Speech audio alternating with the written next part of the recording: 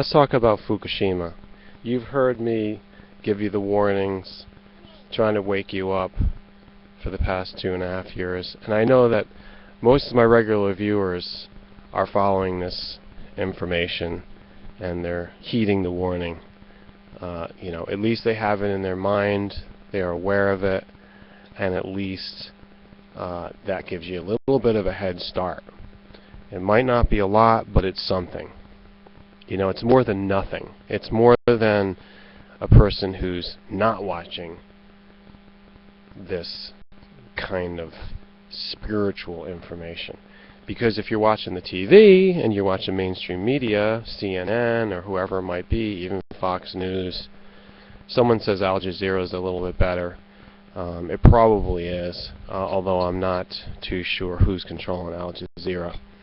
And also RT, that's Russian Times, and they do a lot more reporting. But what's coming out of those large networks is some information, and quite a bit of it. Like if you'll see me yesterday, I just reposted the investigative piece by RT with Tom Hartman. So how much is accurate on there? I'm not sure. But let me just give you the scenario that I read on a website that is a little bit on the paranoid side, you might say. And they're into conspiracy theories. And it's called beforeitsnews.com. Some of you might know about it. But I take everything with a grain of salt. Here's the article that just came out. They sent it to my inbox because I'm on their mailing list. David Suzuki, look him up. David Suzuki has given his take on the situation. And he is basically outlining the worst case scenario, but it is highly probable that we get this worst case scenario. It could happen this moment, it could happen tomorrow, or it could happen within the next 3 years. They calculate that there's a 95% probability of such an occurrence. And David Suzuki is talking about a magnitude 7.0 or greater to occur near the vicinity of Fukushima, where the damaged reactors are, the facility that's giving us all the problems.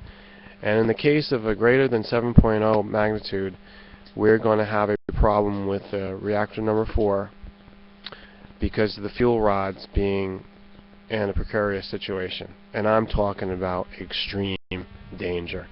David Suzuki is saying that we never faced anything as horrible as this, and that if a disaster such as the earthquake will dislodge or release the fuel rods, then we will have a huge problem. This is a disaster beyond what was 2.5 years ago. Now more than 2.5 years. We're talking about Japan becoming toast, not raw sushi, but toast. And we're talking about the west coast of the United States and Canada, basically all of North America, having to be evacuated or becoming toast. This is from David Suzuki, if you don't want to believe me. You can look me up, and I really don't have a good reputation in scientific circles, but David Suzuki is acclaimed and acknowledged to be someone with scientific thinking and level-headedness, which I have, but I can't prove it. I didn't necessarily work for that all my life. I'm a high school dropout. But look up David Suzuki, because he's basically saying the same thing that I've been saying since day one. I said, you must do something about it there in Japan. I said, Tepco and the government. I said, whoever's involved, you must entomb the reactors. And by that I meant a huge engineering feat, a huge project, and it could have been done. Can they do it now? Yes, they still can, but it's about 10 times as difficult because they delayed it. And in the article by David Suzuki, you can check the link or read what I've posted below.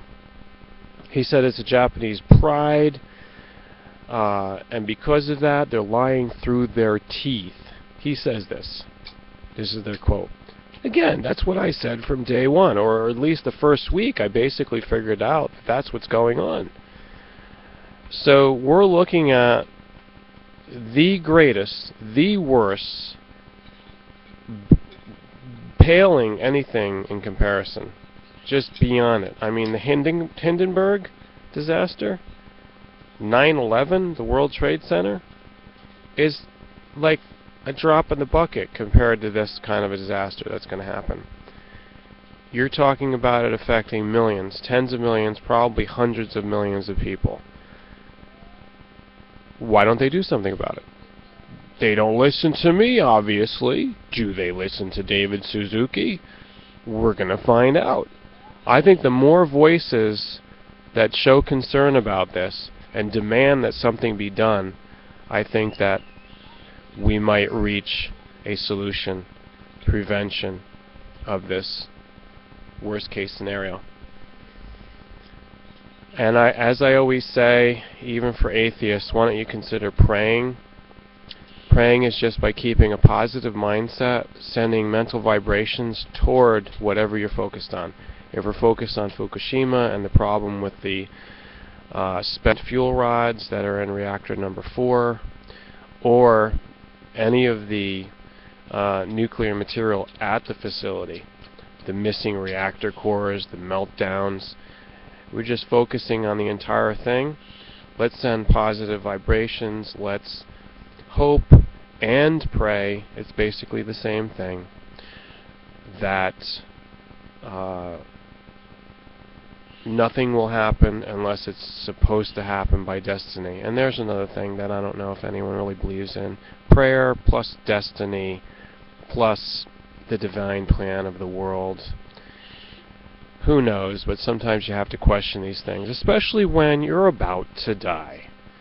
I'm sure it's going to come up, so maybe think about it before that happens. Unless it's too late today when you're watching the video. In that case, say a prayer, bend over, and kiss your ass goodbye.